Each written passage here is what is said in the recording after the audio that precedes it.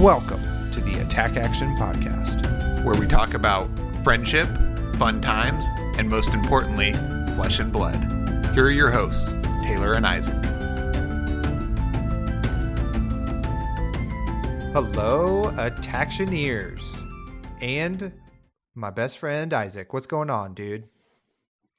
Oh, just being a nice, calm ripple off the mind of James White in this game called Flesh and Blood.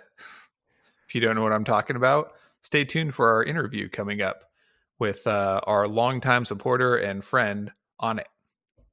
Heck yeah. Yeah, it was a great interview. He's just a great dude, and it's a great story, and I'm just really happy to finally get him on the pod with his first ever exclusive interview. So take that, internet. We're winning. Internet, we're winning. Been winning. Oh yeah, totally been winning. How are you doing? I have not seen you actually outside of the virtual space and business, our media empire, in quite some weeks here. So I know everybody probably thinks like we're just drinking beers on the deck, playing Flesh and Blood every day, but that's not true. All day, every day. Yeah, we're men in our 30s with our own lives, okay? 10 years ago, we would have been podcasting every single day. Yeah, right. Not anymore.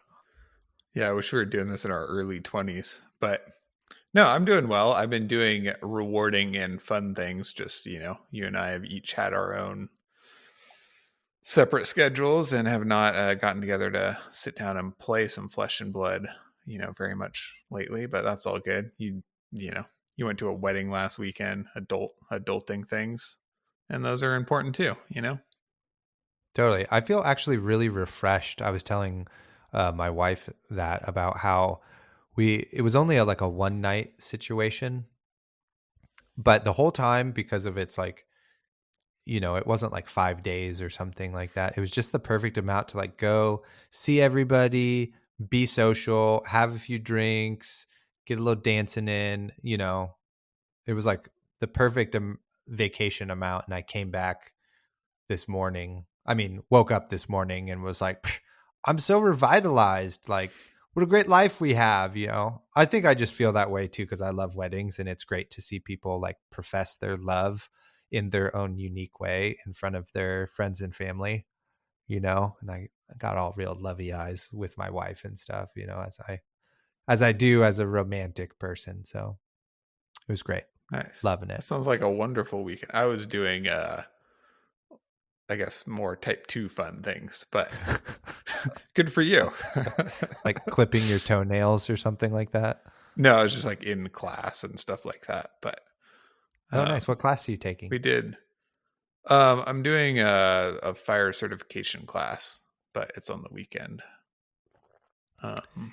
Is that in preparation for the new draconic talent? Totally. As Colin said, I'm just really deep in Kano mode right now. Anything fire is just bleeding over into my real life. So wait, what is the fire certification for? So you can help with prescribed burns in your community or something? It's training to be a firefighter, but you don't have to be in that academy to do it. And yeah, it's so I can be, a more educated person, part of the Prescribed Burn Association, running my own burns, being more self-sufficient or capable on my own, all of those things. You also have to be a volunteer firefighter to be part of search and rescue, which is something I've considered being a part of. But, you get caught up with you have to work. And then I was building my house and have a homestead. And then you have to work some more to pay for those things, and then life just goes by. But sometimes you squeeze in these pursuits that you just kind of want to do. So that's what I'm doing at the moment. Sweet. That's some real country ass shit. I love it. I mean, as totally. I fully know, I was talking with my wife yesterday when we got home, all right, these are the like landscape yard stuff we got to do over here, and we're going to build a fence and stuff, So even though my address is like a city address, I also live in the country. I just like to, you're much more Yeah, country than me for sure. totally. You definitely live rurally as well, though. I kind of forget because on this podcast, right, we were like playing a card game, and I'm like, you know, like kind of a shy, like maybe sensitive guy and like a nerd and stuff. So I forget that people don't have the whole picture of my, like, I also like to be outside, and I like, um, you know, play sports. I don't know. There's just like a lot to my life and my personality outside of this. So, Yeah. I'm not just this Yeah. one book cover, guys. Come on now. I contain multitudes, as they say. Yeah. An I was onion. thinking, yeah, I'm a cake. You're an onion. Um, I was thinking because a other podcast I listened to, shout out to the Judge John Hodgman show. He does a once a year or twice a year podcast with another friend of his. They only put out 2 episodes at most a year, and they just talk Awesome. about stuff that's like not related to the other podcasts they do. I think it's called Shooting the Breeze, and I think they kind of just talk about cheese. I'm pretty sure, but like, when you have friends and you're a real person and stuff, you do have interests outside of what your main way of connecting with your fan base is, so sometimes it's good to be able to share those things. So that's kind of Yeah. why I just wanted to talk to you about your personal life and get to catch up. Thanks. That is a good point. We maybe in a lull in Fab, we should do like a offbeat episode where we just chat about our lives and hobbies and things we'd like to recommend and experiences and all that kind of thing. I don't Yeah, know. Let totally. us know if you don't want to fucking hear about that and just get back to cards, please. Yeah. Damn it. Stay in your Tweet at lane, us. dudes. Yeah, Yeah. totally. Yeah. No, I would be um, into that. As you know, like I have, ideas. No, yeah, but I do totally. like to get into the nitty gritty of stuff, Yeah. and like Well, the philosophical musings about life and that yeah. sort of stuff. Just So people don't hear, when we're like playing cards at your table, then we get up and like the dogs are running around your green backyard with a flock of hummingbirds under the, Mhm. redwood meadow setting, People just don't know about that side of things. It's also good. Yeah, so maybe we will. Let us know. Tweet at us. All right. Let's move into our podcast stuff. How's that sound? Yeah, well, it's definitely not going to be long enough, so I'm glad we filled some more time. Okay, so first off, now that you've made it through just kind of our banter, we really appreciate all of you. And uh, if our podcast has provided any sort of value to you, we would really love it if you would consider supporting us in these 3 different ways. 1, join our Patreon, $4 a month, no big deal. You get access to the Discord, and it's just a thriving, wonderful community of folks. And it's a great way to get to interact with us.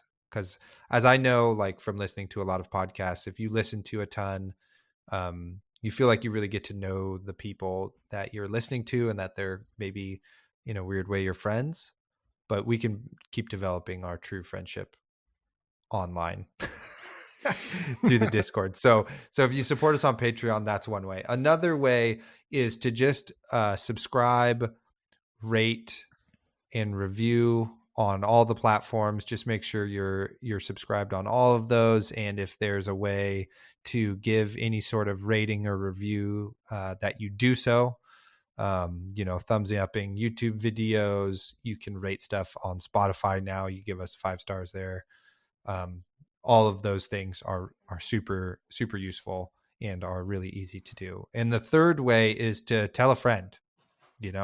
if you're at your local armory, whooping people with our new playmat, then let them know that we make a great podcast and that you enjoy it, and maybe they should listen also. And plus, you'll have more to talk about with your buddies at Armory when you see them. Talk about the latest episodes that we have been producing. So thank you.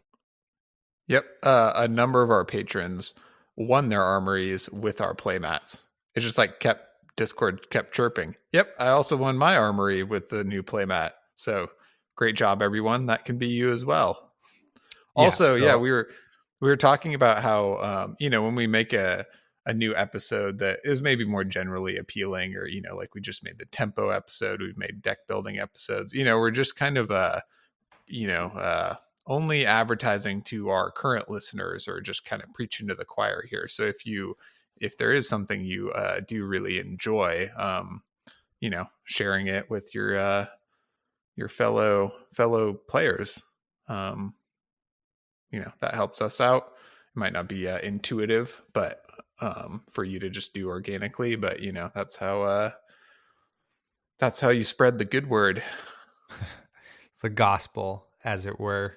And we just have a Midas touch, like the people who are the people we surround ourselves with wind up winning more often than we wind up winning.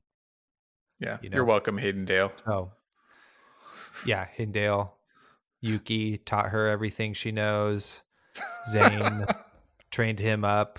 I mean, very early on, Colin won a skirmish. It runs totally deep. Yeah, these people couldn't read or do basic arithmetic, then they met us.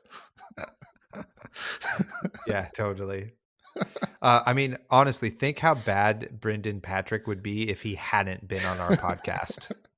He's lucky. 0 wins. We're talking 0 wins. Okay, shout outs for this episode. I want to give a big shout out. I couldn't handle that joke. Big shout out to my boy Levi, aka iPad Baby. He just won our local armory with our sick new playmat, and did it with Katsu. We got a chance to draft some Welcome to Wraith the last 2 weeks in Armory, and I won last week with Katsu, and then Levi did also this week with Katsu, probably because I wasn't there. But he still did it, was out there slicing and dicing. So great job, Levi. Fun story about Levi too. His older brother and me are the same age, and I really love his older brother too, David. Shout out to David. We go way back in high school, actually junior high. So I remember playing him in junior high basketball, and he was like the only good player on his basketball team, and was really mad that we were beating him by like 30 points. And he was just really like 8th grade boy yelling at his teammates about how much they suck. So not that we condone that behavior, but he turned out to be just like the sweetest guy, and was like a really great friend from another school, and is great dude, great family. So shout out to Levi. Great job, dude. Nice. Coming for you next time though. Really quick, I'm going to just shout out Fab Foundry's YouTube channel, because our interview this episode is with Onit, but I don't know if we ever shouted out specifically his channel. In addition to having a single store in a brick and mortar LGS, he also has a flourishing YouTube channel with box openings and deck techs and all kinds of stuff like that. So gameplay too, multifaceted. Yep. Yeah, hell yeah. So go check that out as well. Okay, so we have 2 huge pieces of news, which I'm sure you're all aware of. Spoiler season has begun, and there are a number of lore articles out and coming out that we are going to deep dive into on our upcoming reaction step that we're also recording very soon here. So look for that if you're interested in our takes along with Colin's take on that piece of news. But the other big bombshell is the surprise early banned and restricted announcement as a result of the recent battle hardens and calling Taiwan wrapping up. LSS now had a clear idea of who hit LL and all that, so released the ban announcement a bit early. You want to take us into that, Taylor? Yeah, totally. So, the big stuff is, so Blitz there's a ton of changes, but we'll briefly touch on those. But we're more of a classic constructed focused duo. So the following changes are effective on May 2nd. So a week from today when we're recording this. Awakening is banned. Boom. Autumn's Touch, Bloodsheath Skeleta are both suspended. So now Bravo Star of the Show cannot just run 9 of Autumn's Touch, and the Sonata OTK Bloodsheath combo is no longer viable for Viserai. And side note, Seeds of Agony is moved from banned to suspended until Chain reaches Living Legend. So there is some in the article. I would definitely go read this fabtcg.com articles. There is some reasoning behind the changes they made and what they kind of potentially expect to happen. Like Prism didn't get any touches, and they expect that deck to get maybe a little bit better. And they talk about, the understanding that Oldham and Briar are what's the word? Small casualties along with the Autumn's Touch ban. But everybody will make adjustments accordingly. So we have not had a ton of time to digest and think through all the lines of logic, but so this is very much our kind of first take on this scenario. So Isaac, what's your first biggest takeaway from these things for the classic constructed meta? To start off, I don't think Awakening is what made kind of Starvo overpowered or broken or strong or however you looked at it. But I think that card is just contrary to the spirit and, I guess the spirit of the game, right? Like kind of like Drone or whatever. And that card should have never existed and should be banned, I think. Just for losing the game and then falling way behind and then swinging back with 18 damage for 2 cards, I think is just like cheating. It's like pretty absurd. So I'm glad that card's gone regardless of the current impact.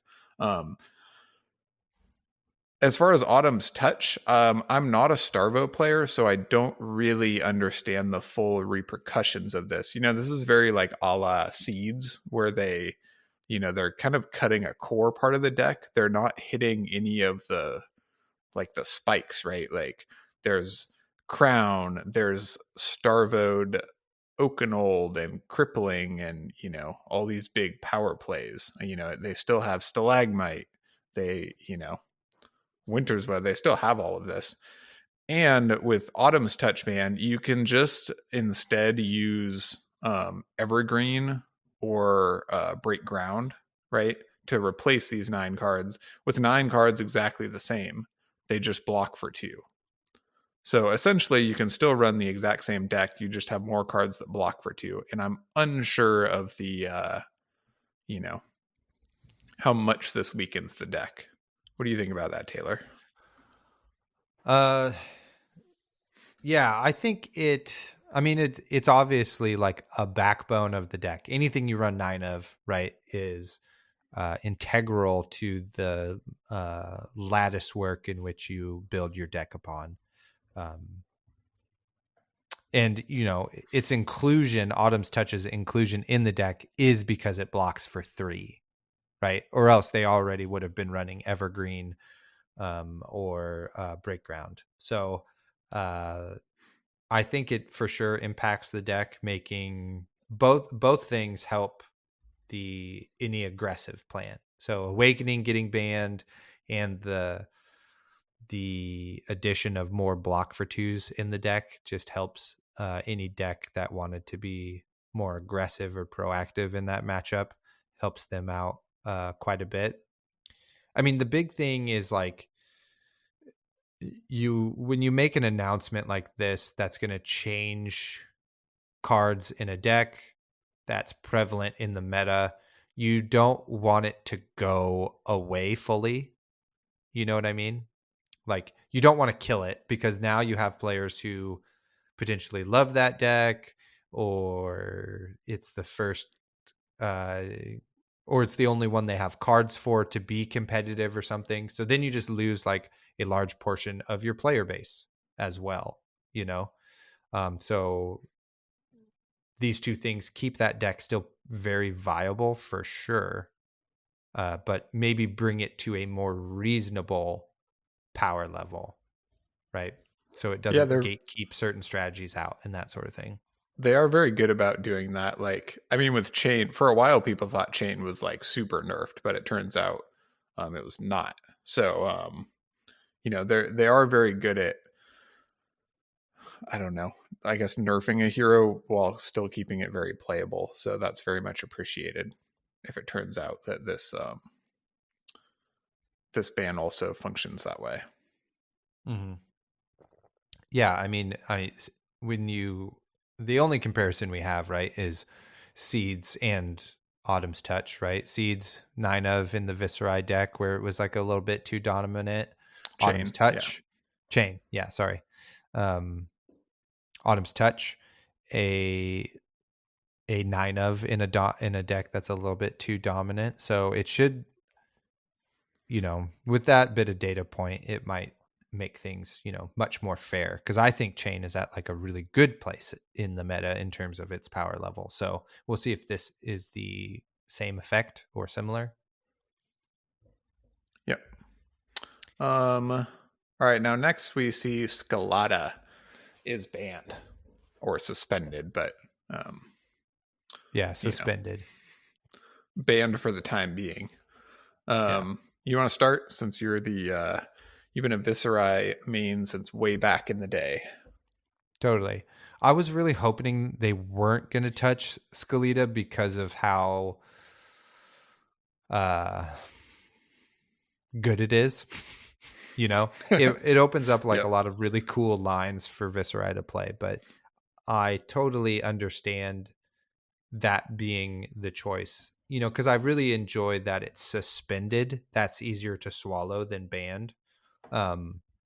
So I think it's fine. It puts Viserai in a much more manageable power level, because the OTK plan is, if we're just strictly talking about that, it shores up like a really tough matchup for him, so it makes it so it's very hard for the deck to have a weakness, and the added 1 point of armor makes it much easier to block like relevant hit effects.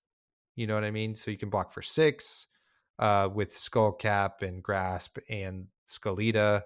So that's like a Command and Conquer, just boom, dunzo. Or you're like really close to blocking out Okanold, even if it is like Star of the Showed.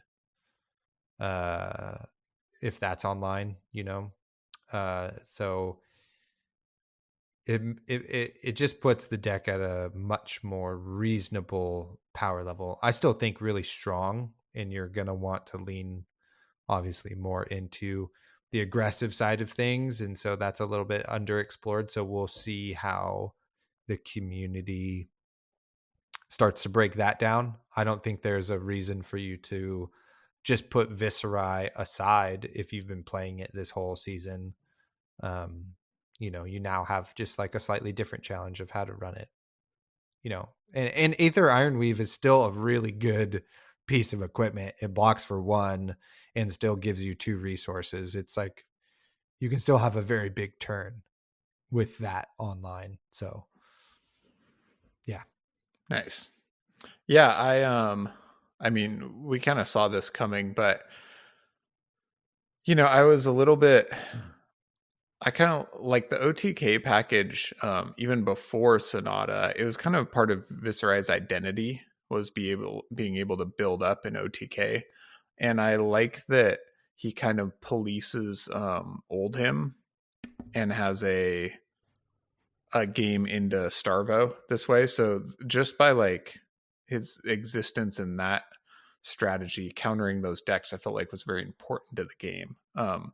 I thought that the Sonata combo was like really overpowered in like every other context, right? Like maybe you hit OTK a little bit too soon, and when you run it in like an aggressive or a aggro mid-range deck, it's like it's like too powerful.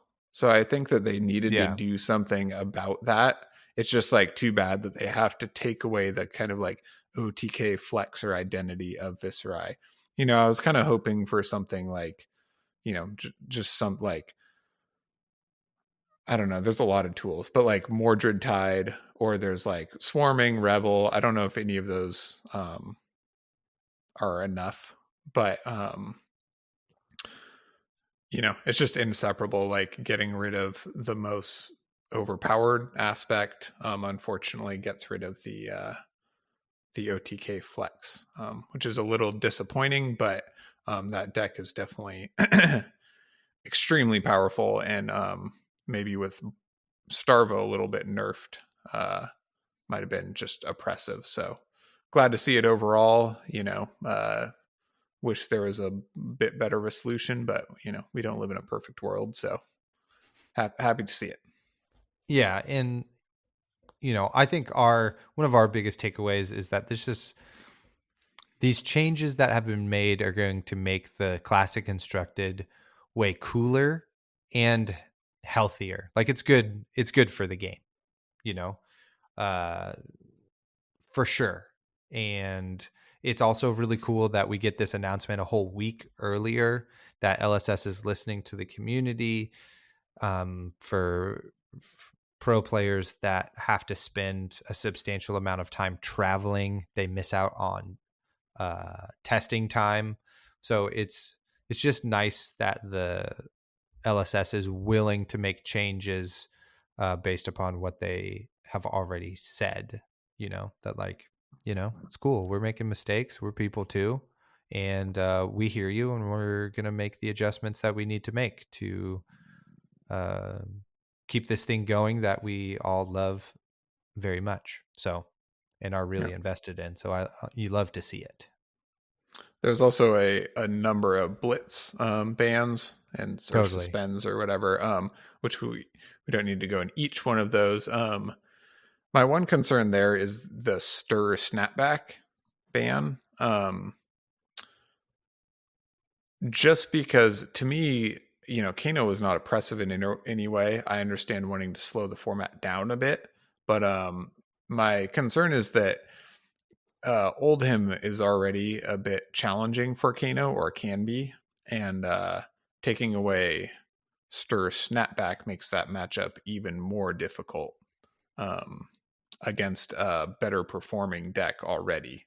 So I'm a bit unsure about that, but I guess in testing they found that this kind of smoothed things out despite that fact. So and to all you Oldhim players, I'm not like hating on Oldhim, right? I think Crown's very cool. I think his like reaction is very cool. It's just without like Viserai OTK or like other like Oldhim police, if Oldhim's too strong, then it's just a control meta where decks go to time or get fatigued, or you have Oldhim mirrors, and that's like not where you want to be.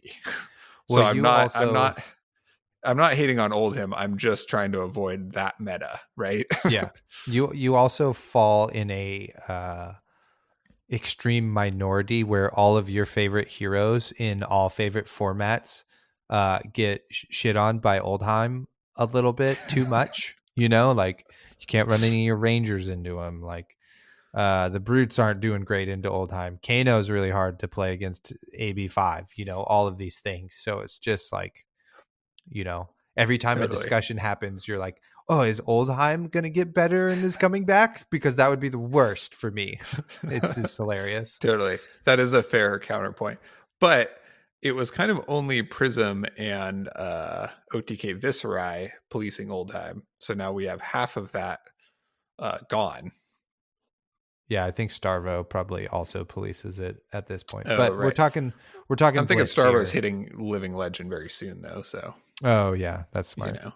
Um, Yeah, so Blitz, they also just banned a bunch of stuff too, not suspended it. They banned it. And the reasoning behind that is to just like take away, turn 1 wins, turn 2 wins, is part of it. So Awakening is banned in Blitz. Heart and Crosstrap is also banned. And future proofing themselves, Stubby Hammers is banned, which still maybe be one of the best named pieces of equipment in the game or cards in general.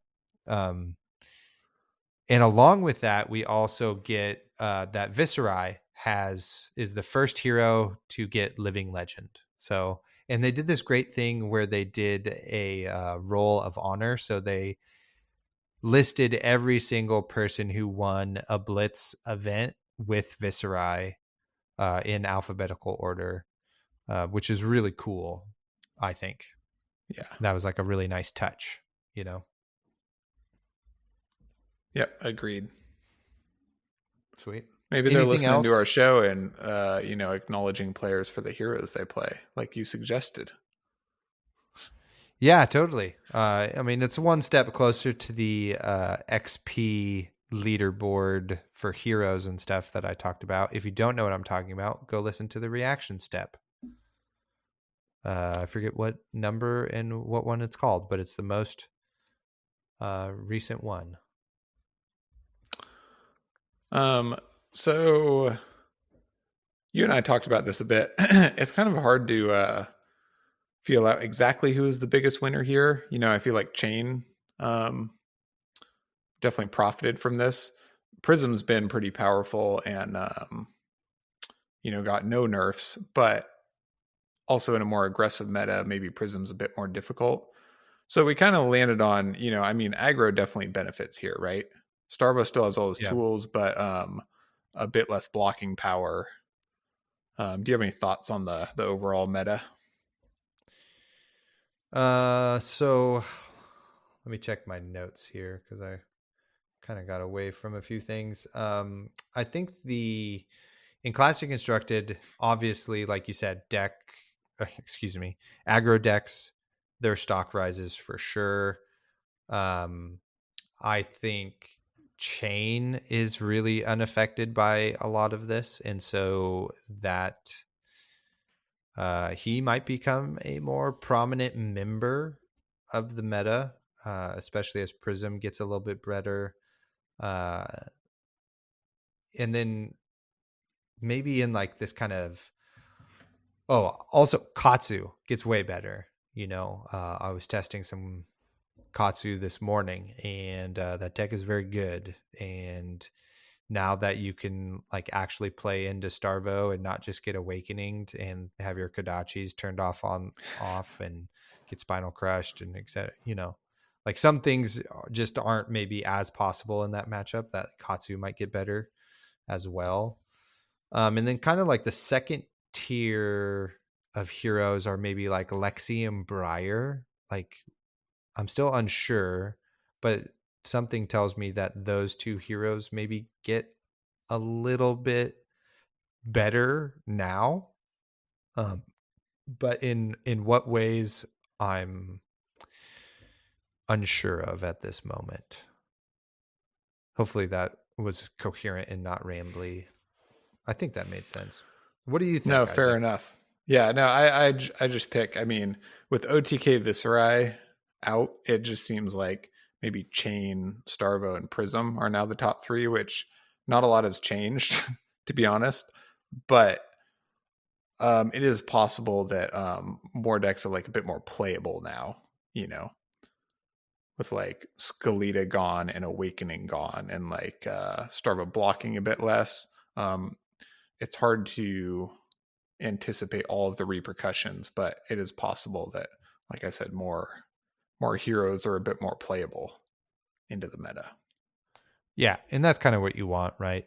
It's going to create a exciting Pro Tour number 1.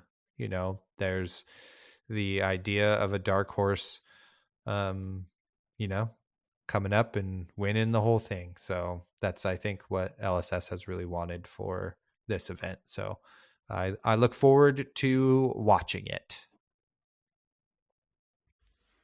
Yeah, me too. Sweet.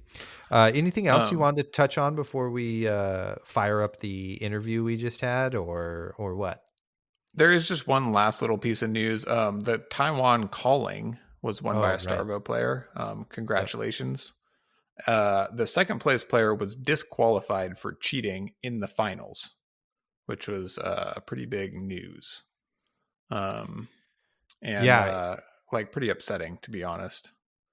Totally. And it was like not, I don't know, it was like super early in the game too, and it's like just wasn't worth it. I watched the replay of that, and essentially what that player does is he gets Okinolded, blocks with 1 card, has 3 left in hand. The the Starvo player chooses 2 cards for him to put on the bottom of his deck. He picks up his 3 cards and tries to conceal the fact that he is going to look at the card he's supposed to keep and one other card that's supposed to go on the bottom, and then decides to basically put whatever 2 cards, because he has the information of what those 3 cards are. So he's basically allowing himself to keep the card he wants for a better turn and putting the other 2 on the bottom. So not a cool move for sure. Yep. You know, it was fairly obvious, and it's on camera, and judges caught it, and he was disqualified. Bit of a feel bad for players that played against him previously in that tournament, but I mean, and I do this all the time. I just kind of like trust my opponents to play fairly, because, you know, just play with honor. Come on. But I think the harsh reality is, as a competitive game grows, players will actively attempt to cheat.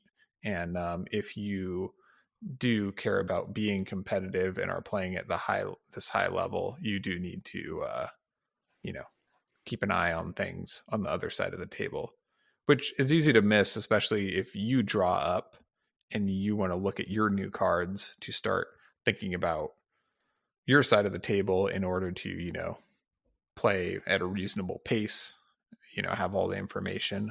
It's easy to miss something like that is not really extra cards or crazy blatant, but is still, if you're paying attention, you can easily see it. Yeah, totally. I'm just happy that the judges caught it and the correct action is taken, and the game did not progress on, and we had to retroactively worry about it, that it happened right then and there. So that was excellent. Yes, definitely. Speaking about excellent, positive things,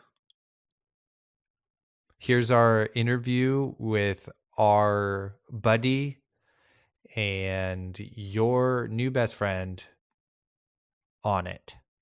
Please enjoy it, and we'll see you in the next episode.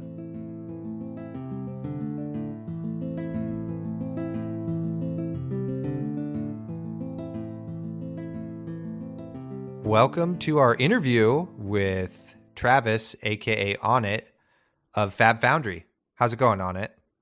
I'm doing well. Good morning. I'm extremely excited and happy to be here. Awesome. Yeah, we're really excited to have you. I mean, you've been a big supporter of ours since the early days when we first got started. So, we can tell you now live to everybody in our audience that thank you very much. Really, really appreciate it. And Yeah. we're stoked to have you.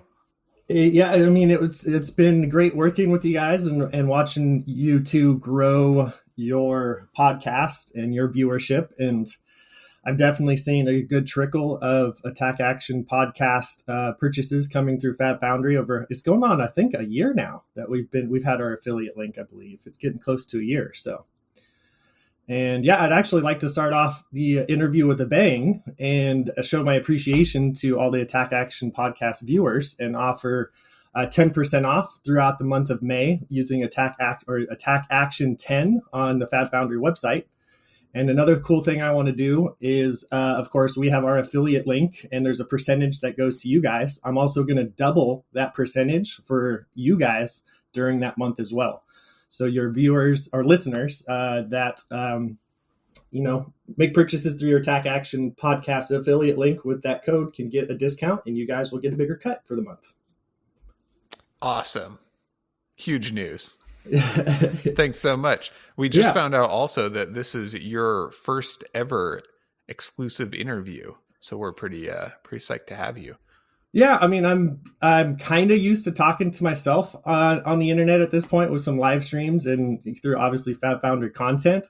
But yeah, this is technically my first ever interview as Onit, or discussing Fab Foundry and my position and opinions on it. So it's easier when you have somebody else to talk to. It's much harder when you have to monologue the whole thing. Yeah, I bit off a lot with my last live stream being my 2-year anniversary live stream where I opened all 6 first edition boxes of the game, and it ended up being almost a 2.5 or I think 2.5, 3 hour live stream. It gets challenging, to keep talking to yourself. Granted, luckily I had obviously the chat to help me out, but yeah, I was pretty exhausted after that live stream. Yeah, who knew? So I'm like, all of my jobs, I guess, revolve around talking a whole bunch. So it's like a little bit easier for me, but I for sure it takes a toll, like doing the podcast, we get pretty psyched, but then you're like kind of sleepy afterwards, and teaching all day too. You just get you get pretty tired, Yeah. I mean, on top of that, like even having a YouTube channel for 2 years now, I don't identify as a content creator. It hasn't come easy to me creating content and even getting prepared for a live stream. There's like an anxiety that's still involved for me that is tough to overcome. And I have to admit that I'm feeling a little bit of that even in this moment, like sitting for this interview and getting ready for this. And it's something that I think I've made strides in over the last couple of years, but it's still a work in progress for me. Yeah, nice. I mean, well, it doesn't show. Just so you know. You're doing great. Keep it up. Thanks. Yeah, and life does not prepare you really. Like you don't go to school and they're like, all right, we're gonna spend 4 weeks on YouTube content creation, or whatever. So it's like it doesn't matter, even though we live, a chunk of your life is on the internet. It's still different when people are going to see and talk to you. Because I remember when we did like maybe some of our first just live gameplays, back in the day, and was like, oh, this is the same thing we were doing 2 hours before this to practice, but now it's just way different because it's being recorded. And it's probably the same thing that like walking on a balance beam like a foot off the ground, no problem. But it's the exact same skill when you're 15 feet off the ground. You just now perceive the consequences if you were to fall off. But it's really no different, So it's kind of one of those situations. But we do obviously have some questions here for you. And the people really want to know, who's your favorite hero? Who's your main? I am a Lexi main as of right now. But my story arc of my favorite heroes throughout the game, of course, I found the game because of Katsu. I was like, I can be a ninja, I'm in. And that's really what drew me to the game, was was Katsu, because I resonate with ninja energy. And of course, I got into the game in February 2020, and Arcane Rising was just about to come out, and I absolutely fell in love with the game because of Azalea. So I was obviously in the game pretty early, started grinding on Azalea really early, got destroyed a lot by a bunch of the Kiwis and Aussies in the quarantine Dolphin League that we played, or that we were a part of in March, April of 2020. I've explored every which way to play Azalea and tried to make her good. And then along came Lexi, and yeah, when I took Lexi to Orlando, I almost felt like I was cheating on my girl Azalea. I didn't even bring an Azalea deck with me. But yeah, I just definitely a Lexi main right now. I feel like my experience playing Azalea as a ranger has kind of progressed, and so when Lexi came out, it was only natural to be able to fall into her play style with the extra tools and that we got from the Elemental Ranger class. Definitely. And it ticks a lot of the same boxes. I know it's like tough to leave a character you love behind, but with Lexi you get to be semi-competitive and also get to still do ranger things. So yeah, very much so. And I've been saying over the last few months, especially with star of the show, LSS has kind of made it known that they're willing to have two versions of the same hero. We obviously have the OG Bravo Showstopper, and now we have a talented Bravo. I really think that they opened up a really cool design space there, and I look forward to a talented Azalea eventually. that will be a good day when I can play the talented Azalea. That's going to be awesome. Yeah. Go ahead, Isaac. Well, I was just going to say, for any of you who don't know, Onit has been in the game longer than we have, and we've been content creating, a similar time maybe. I don't know if Onit, you started a little bit before us, but Onit runs Fab Foundry, Flesh and Blood Singles website, and now has a brick and mortar store. But we've been partnered since almost the beginning. So anyway, just to give a little background into what's going on here. Yeah. I don't know, Taylor, you want to add anything to that? Well, we were just kind of, since we're taking a trip down memory lane, I just wanted to get your kind of like how you discovered the game, your origin story. Even though like a lot of our stories may be similar, but some people's are like kind of different. And it seems like you got into the game like 5 months right before we did. So if you did February 2020, we were like playing in June or July or something like that. So how did this get on your radar, this game? Yeah, so I guess we can go back a little bit. Of course, I grew up on trading card games. My older brother and I still have our original Magic collection that we share. Pretty much we were in it from Revised through Chronicles, Mirage time period. And then my little brother and I still share our original Pokemon collection. We have a bunch of, unlimited base set, base set 2 we collected through, I think, Gym Heroes before we kind of grew out of it. I still have my Star Trek TCG cards. I still have my Star Wars TCG cards. My uncle got us some Jihad, the vampire trading card game. I also played Doom Trooper for a little bit. So there's a number of trading card games that I remember that I, playing as a kid. I never got into it too competitively. It was just very much as a hobby, and of course grew out of it when I got into high school and sports and other things came up. And then which resume? Yeah, which brother also is Bravo that cosplays that was my older brother Trevor that cosplayed as Bravo Showstopper in Vegas, and then Bravo Star of the Show at our Pro Quest event. That's my older brother. Legend. He's a legend. Yeah. I'm very fortunate and blessed to have the support of my family on this adventure. So Sweet.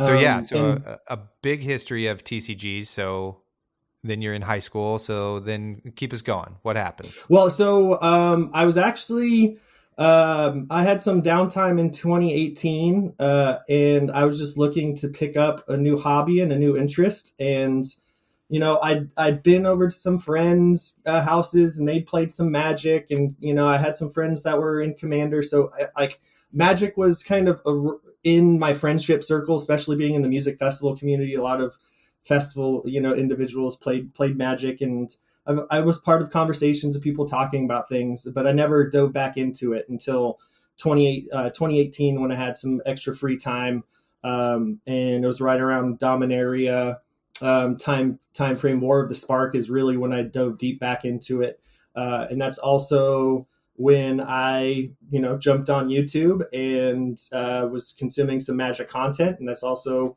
when I found Alpha Investments and Rudy, and I became a patron of his. And so I've been a patron of Rudy's since I think late 2018.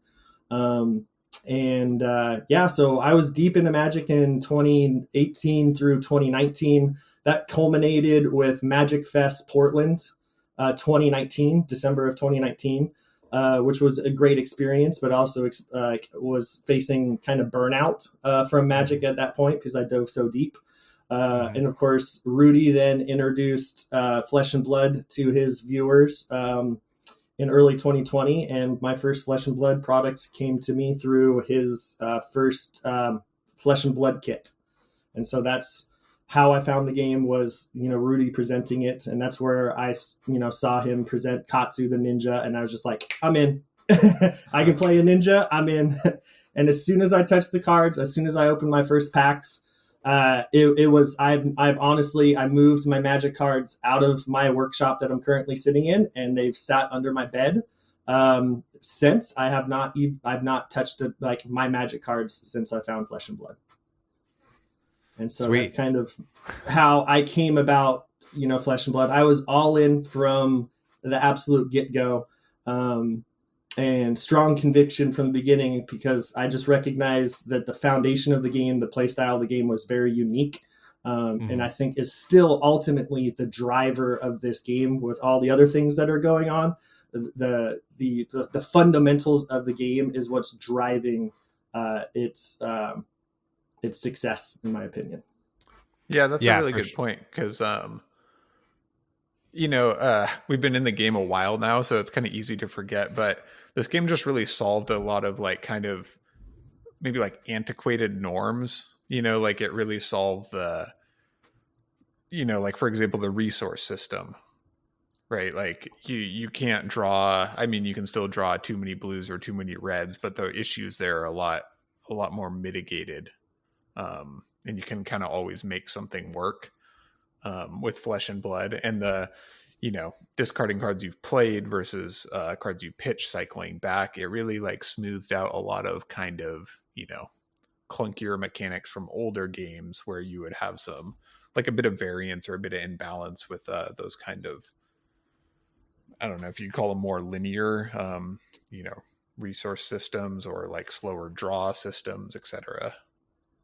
Yeah, I agree. And of course, most of us know at this point that, James and LSS spent 7 years developing the game. Now, I don't have any insider information. I wish I was a fly on the wall in the, LSS development room, and I wish I had a little more insights, but just my personal opinion, what I feel like they did in those 7 years is they researched other games throughout trading card game history, what worked for other games, what failed for other games. And that was what a lot of that time period was really used for, is developing the foundation for the game, because you can see that they've, plucked some of the best attributes of other trading card games and kind of instilled it in their own unique way in our game, or in Flesh and Blood, and are avoiding the pitfalls of, some more antiquated games. Like you said, just the resource system as an example. So. Yeah. And the story of just as soon as I played this game, I was hooked. And that's something I think as potential. I mean, myself and Isaac touched on this too. When you're kind of like a bit more competitive focused, you kind of forget the fundamentals of the game and, you know, your own origin story and how like just tight of a game it is, and the artwork is evocative and the gameplay is evocative. Like every hero feels so much different than the other one in terms of like, you know, not only gameplay but how you build the deck, etc. So they've really nailed like so many things in the game to make it like super fun. So all you got to do is just play it, and then you're like, oh yeah, this is something I would like to spend my time doing. You know, it was so good that me and Isaac, previously not competitive card players, became competitive card players and podcasters. You know, it inspired like a whole new chapter in our lives, and it's like part of like who we are and that sort of thing. So I mean, my story is very much the same. You know, again, I have to obviously draw my comparisons to my Magic experience, and I know many members in our community are doing that same thing, and I know it's been visited a few times, so it's not like trying to I guess beat a dead horse on that aspect, but that's just kind of where that's where my experience comes from. And you know, I'm coming from Magic. The game, you know, has gotten to be so expansive. It's very convoluted, you know, in my opinion, and they're like very complex in my opinion. And of course, when it came to content creation and contributing to the secondary market, you know, is very competitive.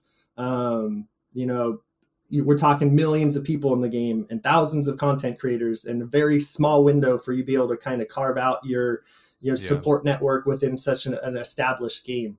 And so, you know, changing to Flesh and Blood, especially so early on when, you know, it was still very new and a very small community, I felt like I had a clean slate, a platform to possibly, you know, apply my life experience and skill set to this new game and try my hand at creating content creation for a new community and apply. You know, originally when I started Fab Foundry, it was as a player and a collector.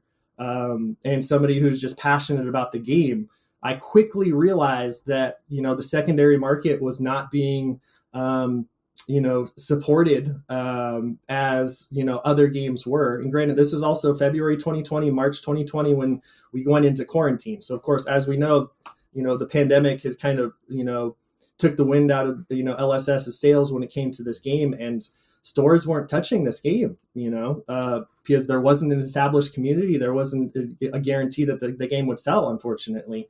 But it also provided a window for individuals that kind of recognize the potential in the game.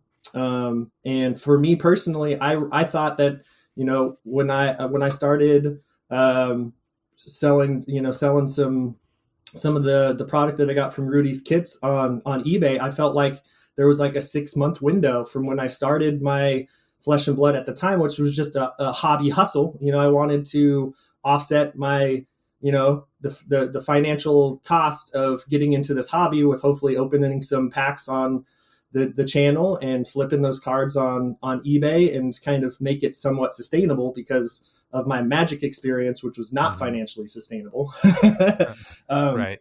And it quickly steamrolled from there. You know, the sales started rolling in, and I realized that there was more potential there. And that's obviously when I launched the Shopify website, and I went to my local game store where I played Magic, and I introduced the game, showed them the cards, the cold foils, the mats, and, you know, was very passionate about that. And I convinced them to let me start ordering product through them. And so that's how I got my, you know, started getting actual product in was through my local game store, which Becky and Alan, of course, are now my business partners at the brick and mortar that we now co-own together. So along with my other business partner, Tim. So, you know, I recognize that there was a small window of opportunity there, and just kind of started applying my life experience and skill set to the opportunity. And it has snowballed and flourished in ways that I couldn't even ever have imagined. Right. So when we all started up, right, there was like a significant lack of, um, retailers selling flesh and blood cards, content creators. I mean, there were some of both, but just not that many. So it's very easy to kind of get on board with this game you love and, try to just do your part to grow it, and easier to carve out your own place, existing in the content creation or the secondary market side. But so what experience drove you to do that, right? Like, how did you know how to, found, an online store, or like what made you, believe in the success of it, know how to like figure out your margins, what you would need to succeed, what to watch out for. Have you done the similar thing to this before, or was this kind of a new endeavor? Yeah, so I have plenty of business management experience before this. I have a business management degree. I spent 20 years in the service industry, restaurant industry. Started, at 16 years old, worked dishwashing at McDonald's all the way up to at 30 years old. I was the general manager of a group brewing company in downtown San Luis Obispo. And so that's kind of where I cut my teeth on the management side of things. And of course, there's no better way to learn about margins and the importance of controlling your costs than being in the restaurant industry where you have perishable goods. And so that's where my kind of business management experience comes from. I kind of developed my kind of entrepreneurial spirit in my mid-20s. And I've had multiple kind of small business ideas over the past decade or so, or at this point. When I was in school, I developed a business plan for a screen printing and clothing company. In my late 20s, I was a personal trainer for 3 years, and I had my own personal training kind of brand and client list in San Luis Obispo. And then as I left the restaurant industry and dove into the music festival community, I spent my early 30s traveling up and down the West Coast as, helping build festivals, either volunteering or in some cases contracted to build really cool things at festivals. And again, I applied that same idea that I did with Flesh and Blood initially, is like, hey, how do I make this sustainable? How do I make this financially sustainable when it came to traveling up and down the West Coast, going to music festivals? And so I developed a small festival-focused fashion line called Ninjadelic, and I pretty much made colorful, sparkly ninja gear for festival goers. And so I added that to my repertoire of things. Of I would travel, yeah. So I would travel up and down the West Coast, building festivals, vending my wares, and creating experiences and building my network of friends and amazing individuals. And that kind of was the precursor to where I found Flesh and Blood, because obviously 2020 pandemic hits. I had a whole lineup of music festivals for 2020, whether it was building them, working them, vending at them. My 2020 was set pretty much every other week, to at least twice a month going to traveling to music festivals in the Western United States. And that was the trajectory that I was on. And of course, as we all know, the breaks, that all came to a screeching halt with the pandemic. And that actually provided the space for me to, dive deeper into the game than if it didn't happen, So, I have to count my blessings. And granted, I know a lot of individuals that, like, the last couple of years has been very challenging for a lot of individuals out there, but I'm very fortunate and quite blessed that I've actually, found success over the last couple of years because of the space that was created because of the pandemic. Yeah. I mean, you got to put all that festival energy into somewhere, but I mean, and if people don't know, like, so very humble beginnings for you. And you mentioned, now that you have a brick and mortar store, so originally you were, just a dude on YouTube opening packs, talking about the game, trying to get your local scene psyched up, to then moved into an online retailer. And then you make that into, a physical shop where you now have like armories, and you're hosting pro quests and all of that stuff. It's like a true kind of like American dream story. You know what I mean? And it's just really cool that the game that we just all play and talk about half the time, you've been able to make it into a business feels like not enough, but like a way to support yourself and something you're passionate about. And it's just cool. I just think it's so cool because success, yeah, total success. Because if you've listened to our past episodes, we for one of our ProQuest weekends, we went up to Portland to see the new shop that you got, and it's great. It's beautiful. It's well lit. It's well organized. And the event, like we said in that episode, was like extremely well run. It was like unlike any other ProQuest. I mean, that's what Yuki, who won the whole thing, kept saying, like, wow, this is so unique. And it just made for such a fun atmosphere. And you guys really went above and beyond what you needed to do to make that day like super fun. Yeah, so. I mean, that's that is my music festival experience background. That's my music festival background. I'm just applying that to the ProQuest. I mean, it was for me, just in my own head, it was like a no-brainer. As soon as Everfest came out, and it was like this perpetually traveling carnival in the world of Aria, I was like, and I just got right to work, and my imagination just ran with it. And I can do that. Was the end result. This is my jam.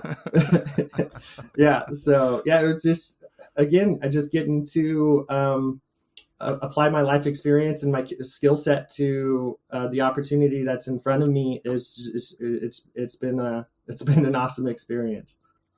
Well, it's very admirable too, because having your whole work and passion scheduled lineup for the whole year just get nuked by COVID. And then, that was a pretty tough time mentally for a lot of people. So to be able to, take that, I guess, that free space that opened up and then, explore a different avenue and build something different for yourself and have that turn into like a transition and ultimately a successful period is, very cool, because it's very easy to, when all that happened, to look at it and be like, oh man, shit, this sucks. Like, everybody's out of work. Everybody has to stay home. You can't do anything, there's like a lot of negatives there. So to come out the other end, at this point in your journey is like really amazing. Yeah, I mean, obviously you guys are seeing it because you have the video on. Unfortunately, the listeners aren't seeing the video, but the room that I'm in, I can't even count how many hours I've spent in this room over the last couple of years.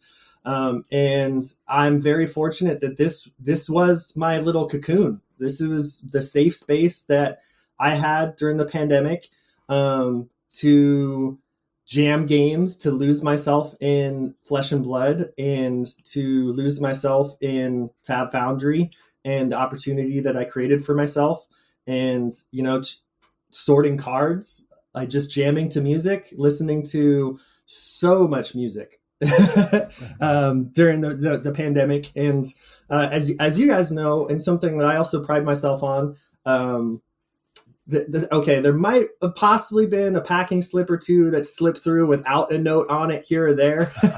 But I believe I'm close to 5,000 personal notes written across every packing slip that has gone out, of the fulfillment process of Fab Foundry. And a big part of that was, hoping to just brighten individuals' days just a little bit in a time of need, especially at least my mindset was also we're progressing more and more into this kind of drop ship autofill world, and that adding that just little bit of personal touch was just really important for me. I guess is the word, I guess cathartic, is that the right word? I think for me to do, Sure. and it just provided an extra outlet for me. And I've had full on conversations with so many Foundry supporters through orders that were placed, as they're leaving notes for me and I'm sending notes back to them. And then of course that's what opened up the Discord, the Foundry Discord, and just like the the overwhelming support that has come from this process is something that I could never have dreamed of. And I continue to get messages from individuals that just help. It's a reciprocating energy, right? It just fuels the fire.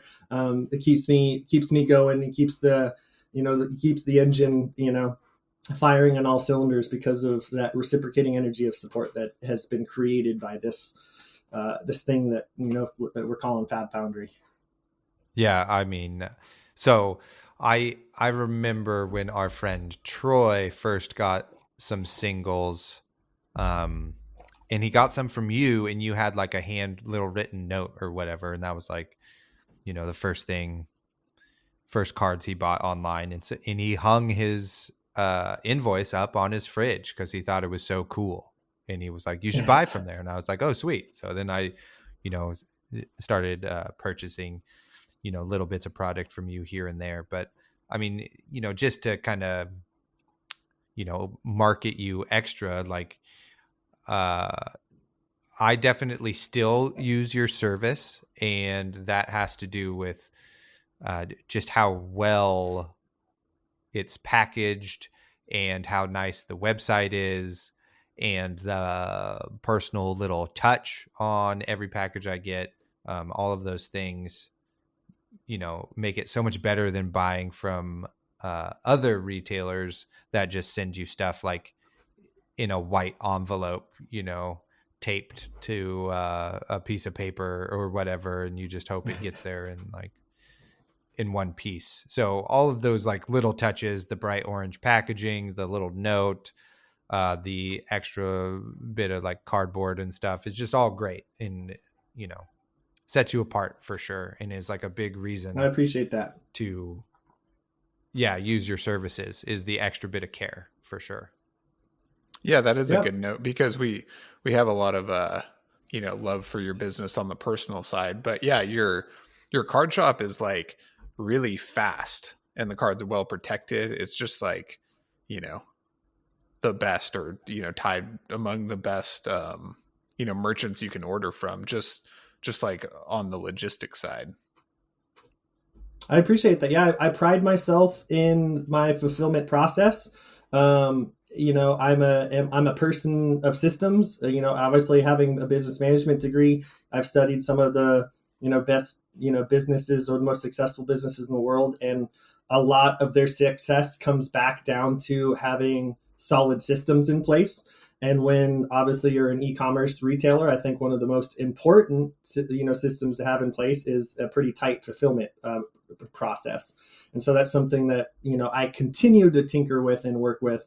And there's obviously new challenges there, because of I've grown to the point where I have my business partner Tim, and of course the employee at Discs and Dice Conrad, are individuals that are also now filling orders. So that's been a fun new wrinkle to the process of bringing other people into the process and getting them up to speed. And they've also both embraced the importance of writing notes on the packing slip. So it's been fun to kind of sprinkle in their own personal touch and fingerprints in the process. So. All right. Well, before we move on to kind of our last bigger topic, I wanted to ask you a bit about kind of another endeavor you've had going on. Is you are also very much a Flesh and Blood player. We've seen you at a number of events.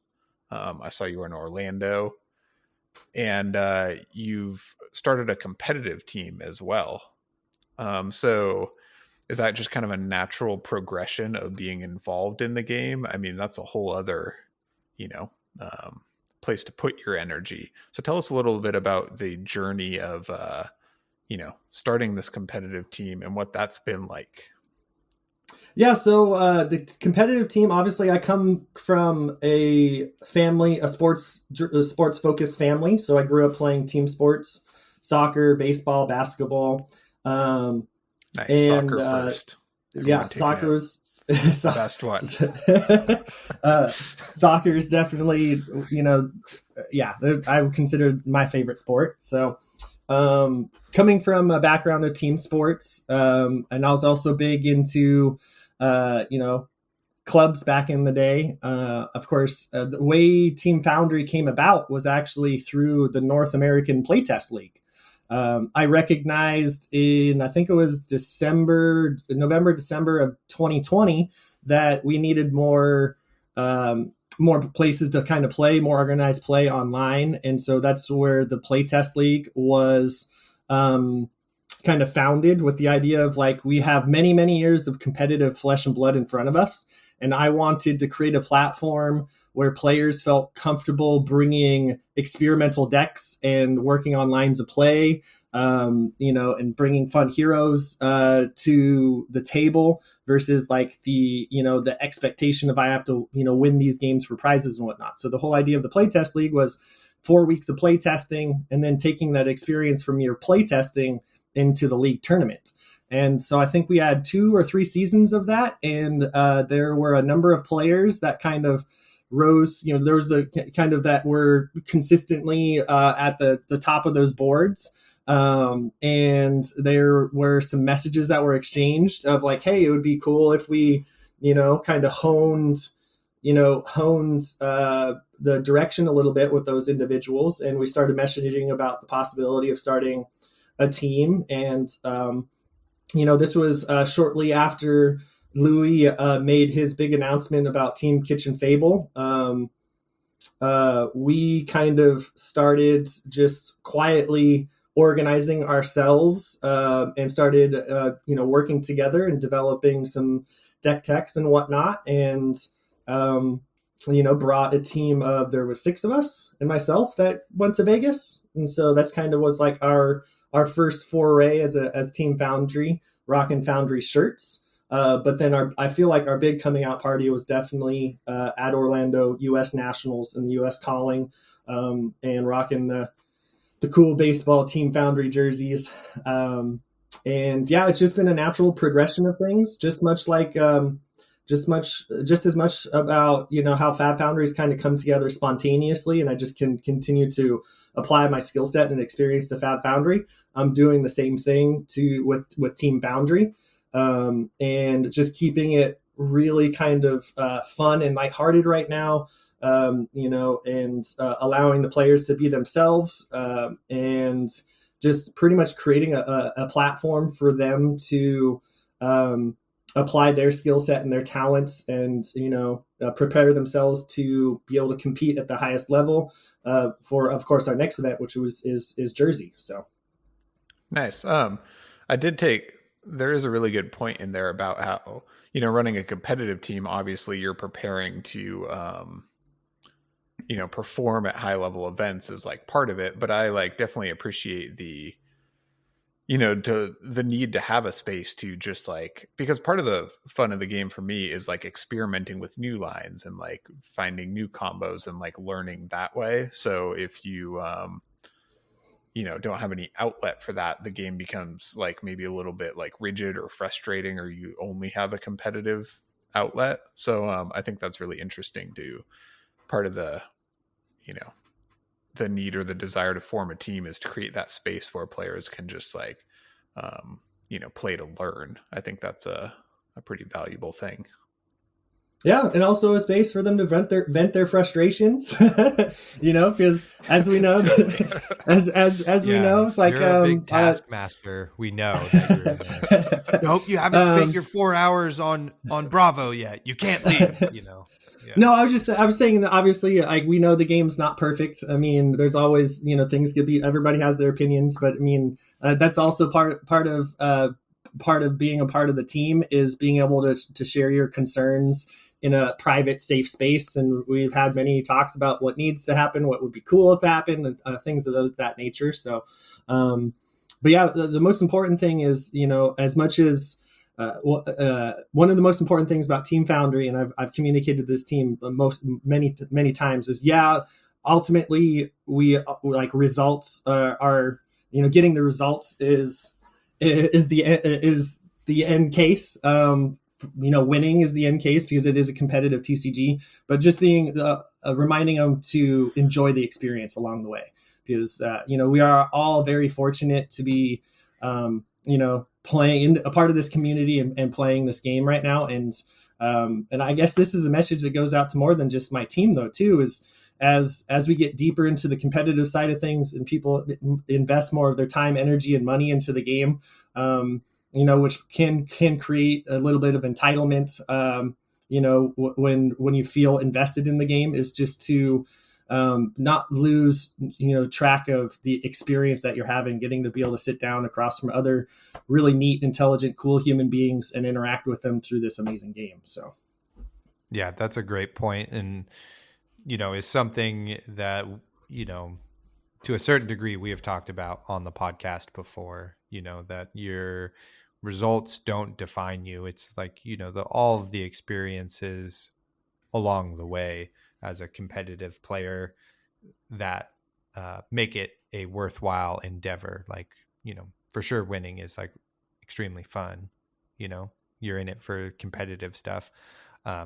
But it is like much more about that. 'Cause you see from like, retired Magic players, or even, James White himself talks about it, or Brian over at Star City Games, they talk about their stints as professional card players. And the things they talk about are the experiences that playing those card games have allowed them to have. Not like, oh, it was so sweet, I only had like a 3-card hand and I pulled off this cool move. Like, that's not the thing that they gravitate towards to share right away. It's all the other stuff, that happens. And it's the human connection, so it's good to remember those things. Indeed. I did want to ask you about, so, speaking of James White, he, part of LSS's values are the local game store. And so now you have a local game store yourself. And does working with them, I guess, align with what they publicly say to everybody about local game stores, I suppose? Does that make sense? I word that correctly? Yeah, I think I'm picking up what you're putting down. Yeah. So this is based off partly my experience. Obviously, I've owned a game store. August will be our 1-year anniversary. But this is also piggybacking off a little bit of Alan and Becky's experience, because they also own Going Gaming, and they've been a game store for many years, going on 6 or 7 now. But as far as what I've seen from LSS as now a LGS, a game store owner, top-notch communication when it comes to preparing, for the upcoming events, the emails that we get from them. And also the follow-up emails that we get from them about, and the feedback system, it's all there. I'm very impressed with that. I'm also very impressed, obviously, with the Armory kits that continue to come in. Obviously, we know GEM is their proprietary, player organization / event, management system. Unfortunately, I don't have any experience with other systems to be able to, compare them to. But although it has its quirks sometimes of how, matchups are decided and how things how things pan out, it seems very, very straightforward and very, very kind of intuitive in my personal opinion. So on the back end side of things, that's all great. And when it comes, I guess, I feel like there's still, I know Fab 2.0 is hopefully addressing this, but there was definitely some concerns with being able to consistently get product as a game store, when it comes to the first edition and unlimited thing. And get that is obviously, granted, that's a complex thing to break down. But I'm hoping that Fab 2.0 does kind of address that. But overall, I have nothing but positive things to say about Legend Story Studios and the support that we're getting from them as a local game store. Obviously being awarded Pro Quest was the highlight of this whole experience for me so far. I feel like it also has given me, for me personally, it provided a little bit of validation for the hard work that I put into my processes over the last couple of years. And obviously, as you guys know, you were at the event. I didn't take it lightly that I was given that opportunity. And I look forward to, hopefully, possibly growing events and contributing to, events that end up being larger than the ProQuest. So I have some ideas around that. I have some ideas that I'm working on there too. So, and hopefully I'll have LSS's support on that when I present those ideas to them. So, well, I'm sure they'll recognize your, oh, sorry, Taylor. Well, I was just going to mention briefly, as all West Coast people here on this podcast, we are criminally, I think, underserved in terms of higher tiered events. We haven't gotten Pacific Northwest calling. Vegas is really far away from Seattle, Portland, and that sort of thing. In the Bay Area hasn't gotten any of that stuff. So we're kind of feel like we need to get something like that going over here. Yeah, I agree. West Coast, I agree. At the same time, the events that were chosen last year, the locations were chosen for a reason, as we know. Nevada, Ohio, Texas, Florida were all states that had very lax, COVID, policies and procedures and regulations. So they chose those locations because of, the likelihood that they'll be able to follow through with those events. As we know, the West Coast has also had some of the most stringent COVID regulations. Yeah. And so I think that has probably kept them from, exploring the possibilities of throwing events here, in the three Western United States, specifically the Pacific Northwest. All I can speak for is what I'm seeing here in the city of Portland. And we have a bustling, Fab TCG community, as you guys experienced. We had 58 people at our ProQuest on Saturday.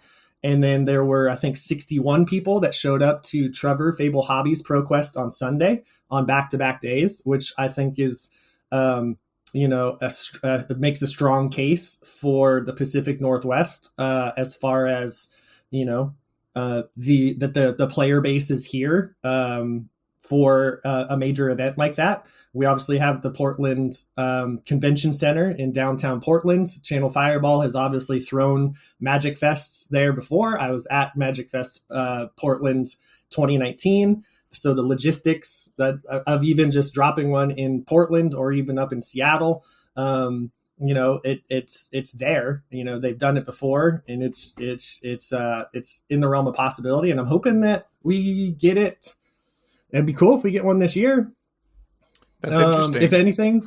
If anything, maybe hopefully a Battle Hardened comes to, the Pacific Northwest. One of the things I hope happens, and granted, I know the American market is a little bit different than other markets, the European market and whatnot, but there's smaller stores, for example, like Fendel Hobby just ran the Taiwan calling. And I know that there's other smaller companies in Europe that, were running battle hardened events because, and callings. And of course we have the big boys. We have the big boys here in the United States. We have the Star City Games and the Channel Fireballs. And in all honesty, I almost feel like I'm kind of a David versus the TCG Goliaths a little bit, as Fab Foundry and a small little a small little game store. And granted, I understand the ease, when it comes to being able to just pass off the logistics and responsibilities to these big companies that have the resources and the experience to do these big events. But I'm hoping that LSS will be willing to work with some smaller, hungry, up and coming companies, that are, have aspirations of, putting on bigger events themselves, and depending on, that's my little spiel, I guess, to LSS. Is I recognize the importance of the big companies and the exposure that the game has gotten because of their the reach that they have, but there's a lot of us small hungry game stores that probably have aspirations of doing really fun and cool things with this game. So, I think those bigger companies were probably instrumental in growing the game so quickly, because you can just hire Channel Fireball to like have the Las Vegas calling or whatever. But I'm sure they will recognize that, like, so the ProQuest at your store was live streamed, and I mean the technical prowess and the lighting and the production values that you put on was actually better than, some bigger events, organized by like bigger companies. So, hopefully they will recognize and acknowledge that, you guys are fully capable of, having and that was also a solid internet feed and lighting and all that actually performed better than certain ones I watched elsewhere. Yeah.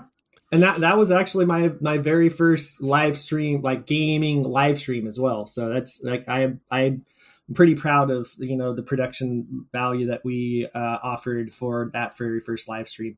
Of course, we had hiccups with our skirmish live stream and the audio, because I was trying to up the game with our level of audio and whatnot. So we had a little bit of hiccups in our second live stream with skirmish, but it's continued to, be a work in progress, and make improvements where I can. But I'm also very fortunate that there's a team of individuals that are, of my local players that are recognizing what I'm trying to do and have embraced it, and have offered their skill set to help take Fab Foundry and what I'm doing to the next level. So, hell yeah. Yeah.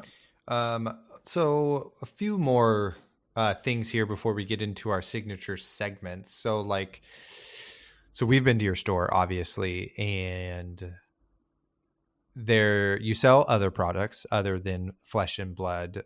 But are you guys, like, is that the main focus of your business?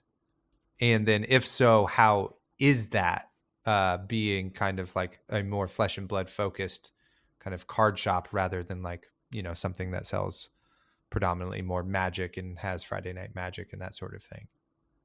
Yeah, so when we started discussing the idea of how Discs and Dice would work, because that's the name of our local game store, it's called Discs and Dice. It's a disc golf pro shop and game store in the Columbia Gorge Outlets in Troutdale, Oregon. Again, my business partners, Becky and Alan, a husband and wife, Becky and Alan, they own Going Gaming, so they bring previous game store experience to our operation. There's myself, and then there's also Tim Skellinger, who's a local PDGA pro of 10 plus years, and he brings the disc golf expertise and network that he has. So those are the four of us, and it's definitely a partnership. We all bring our skill set and our experience to the table, and so because Going Gaming is an established store, we wanted to complement what we consider our sister store, even though they're completely separate business entities. And they, of course, they have an established Magic community up there, as well as a D&D community. And so that's kind of their bread and butter up there. And so when we were hashing out what we wanted Discs and Dice to be, of course, first and foremost, the discs part of the game store being, a pro shop level disc selection. Um, and then, of course, we wanted to focus on Flesh and Blood and Pokemon at our store because it isn't an outlet center, so we are more retail driven. And so that's why we wanted to focus the other trading card game on Pokemon more than Magic. And then, of course, we can then obviously send interested individuals for Magic events and whatnot to our sister store. And then, of course, the dice side of things is we have a beautiful rainbow wall of dice that are, pretty much all 7 sets that are kind of geared towards the Dungeons and Dragons player. That's what we cater to with our dice selection, is the Dungeons and Dragons player. And so we knew early on, that obviously the groundwork that I had laid with Fab Foundry and the network that I kind of had built over the previous 2 years before the store opened, was a great kind of launch pad to, start building the local Flesh and Blood community at our store. And so it was just only natural to bring kind of Fab Foundry into the store as a singles kiosk. So Fab Foundry operates the Flesh and Blood singles within the store. And of course, we fulfill all our orders through Discs and Dice now. And then, of course, all Flesh and Blood sealed product, as agreed upon between myself and my business partners, all sealed product goes through Discs and Dice. And of course, the events are run through Discs and Dice. And of course, Fab Foundry also runs online Armor events, and of course, the North American Playtest League. Cool. So that's kind of where that's at. And then as far as our numbers go, I'm very fortunate and blessed that, we've exceeded all of our projections, and the store remains very balanced. And Discs, Flesh and Blood, Pokemon, and Dice are driving our game almost, last time I checked, almost like not quite equally. But it's in that vicinity that they're all those four categories are driving the store. So awesome. Yeah, it's so cool because you would have, you guys have a unique business plan and store, which adds a lot of character to it and makes it really, really fun. But at the beginning of our Flesh and Blood journey, me and Isaac were talking about like, well, we could just like buy some space and like open up a Flesh and Blood brick and mortar, right? Like nobody else is doing it. Why don't we do it? So it's just cool that, it's working out. You can do it, Actually, I asked Colin if he had any questions for you, and he was like, yeah, ask him, why didn't I think of that?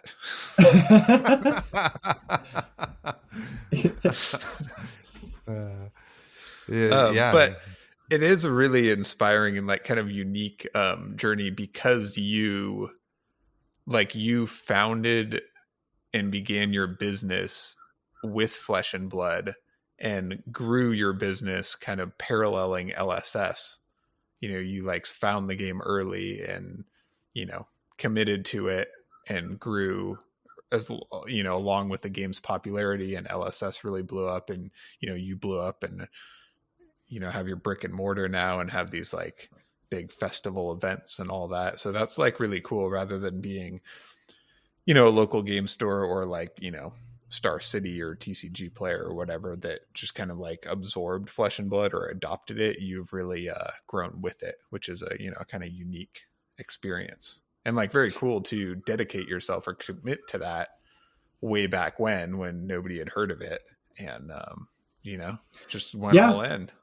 Again, I have strong convictions towards James White and LSS, and I very much believe in them and have confidence in them and the direction that they're taking the game. And one of the things that I say is I'm pretty sure James probably recognizes this, but the ripples that he started with, developing his game and founding LSS and launching Flesh and Blood from the little tiny island that is New Zealand. Like I am one of those ripples. Like I've been greatly impacted by the ripples that have been sent out from his brainchild and what he's done.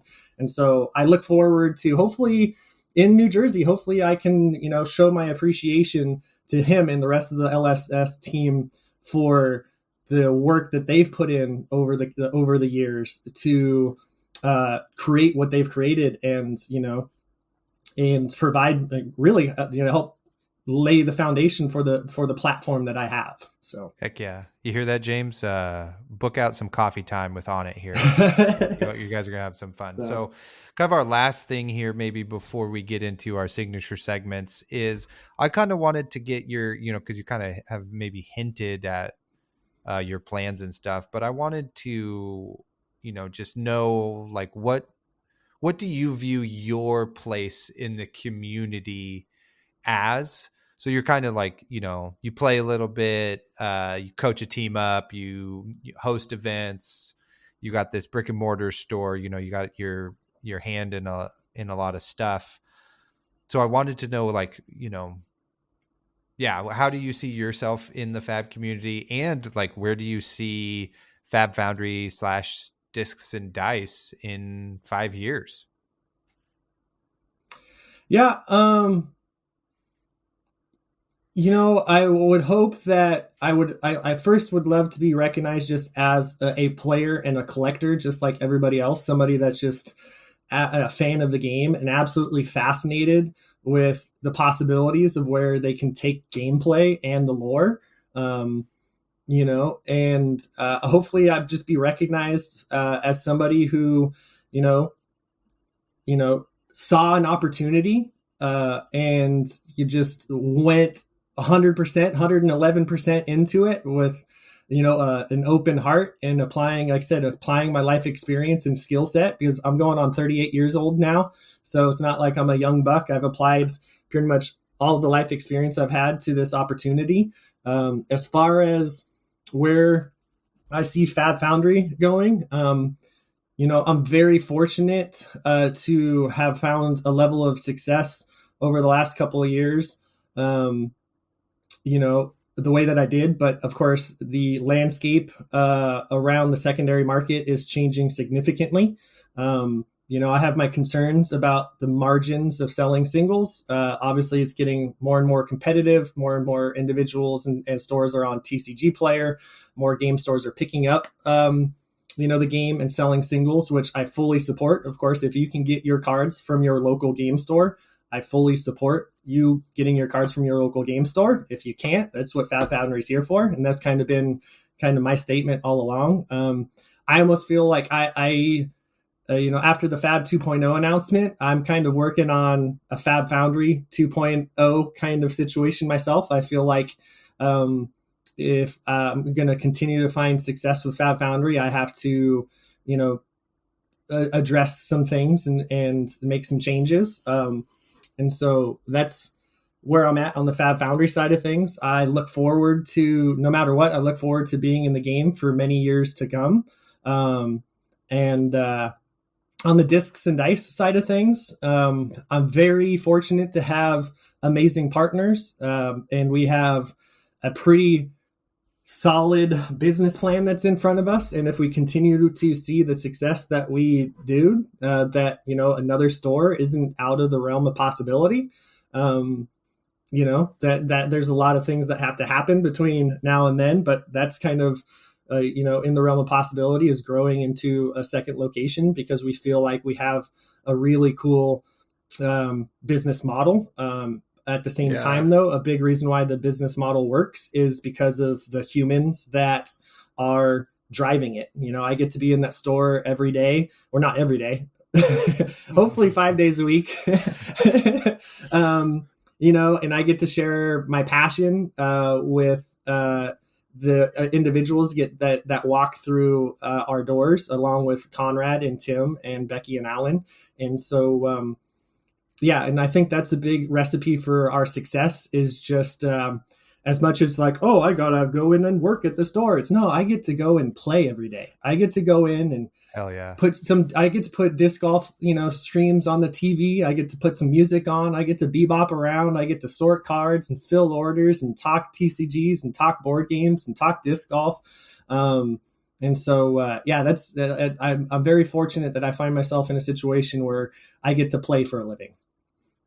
And so, that's kind of that's where I kind of, that's where I'm at, and where the possibilities that lie in front of me are. So perfect.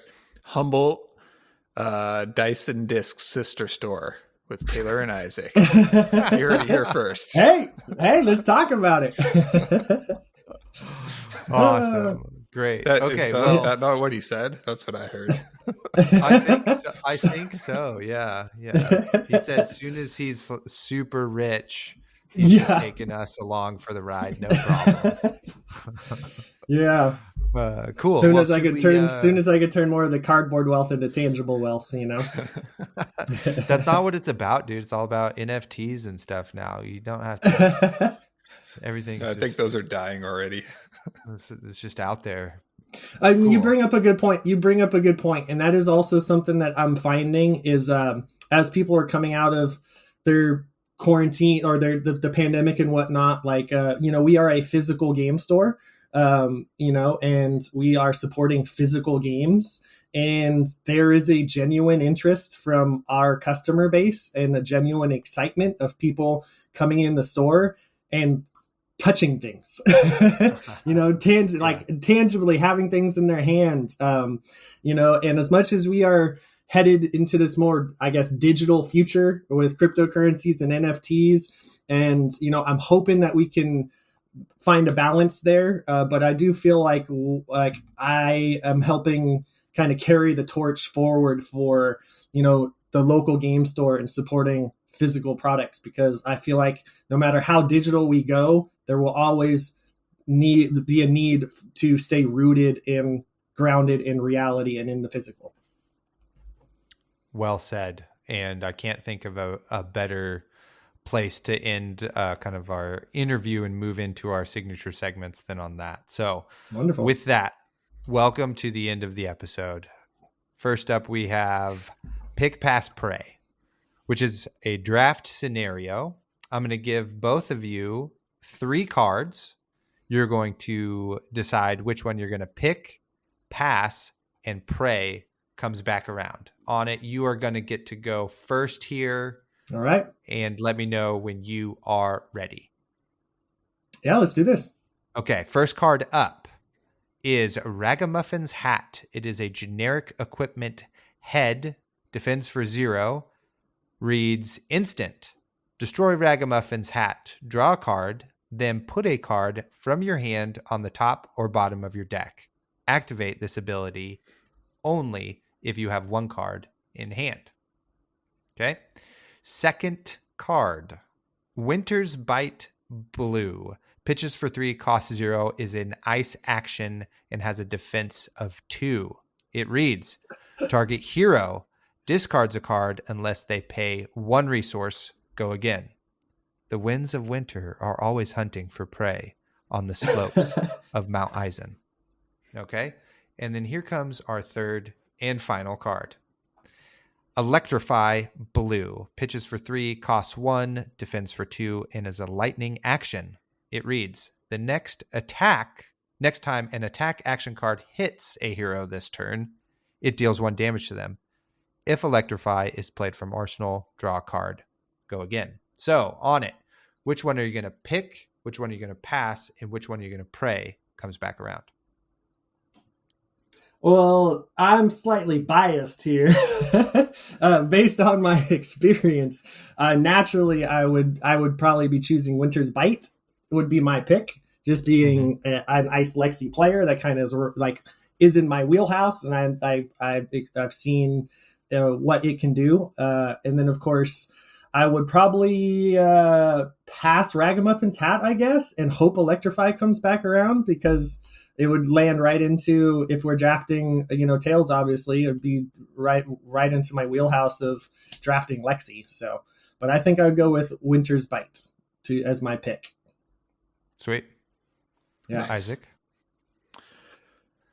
This one's tough. I think I'm going to pick Ragamuffin's Hat, just because neither of these other cards are part of like the key components for the deck I want to build. So pick one.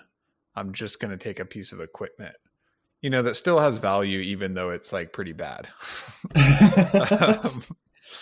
And I'm going to pray that Winter's Bite Blue comes back around because that card is very, very powerful. Strips a card on its own. It works with Oldheim's ability. It gives a Frostbite, strips a card with Lexi before you do anything. And, Electrify definitely has like Briar or to some degree Lexi applications, but with Lexi, sometimes it's hard to use the card you draw without knowing what it is. I actually think both of those cards are like very good. But they're just, I don't know. I think grabbing a piece of equipment is where I'm going to go for pick one. Taylor, then, what do you got? Well, then, what should we do? What are you passing and praying for? I don't think you listen when I do this thing. Did I space out? I think so. I'm praying Winter's Bite comes back around, and okay. I'm passing Electrify. Sorry, I thought you were coming back around to Electrify. No. I listen every time. Jesus. Fair enough. Marriage argument on the podcast. I agree with you, Isaac. I'm also going to pick Ragamuffin's hat, even though they're like plume is for sure where you want to be in terms of a headpiece. But I mean, there's been plenty of games. Hood. Yeah, or honing hood. But there have been plenty of games where I've only had Ragamuffin's hat and you get to kind of upgrade the final card in your hand in your arsenal, which has been pretty nice. So it has quite a bit of utility, I think, there. So I'm going to pick Ragamuffin's hat. Yeah, because it keeps me open. Then I think the card I'd like a little bit better as a blue is maybe Electrify, just because maybe at the end of the game, it puts a little bit more of a proactive approach to winning if I need it to fill that role of playing it out of arsenal. And now this perhaps like smaller attack that's not at a break point actually means you have to block it because it would deal that extra lethal point of damage.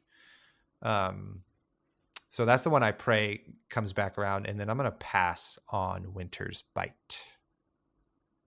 So there you have it.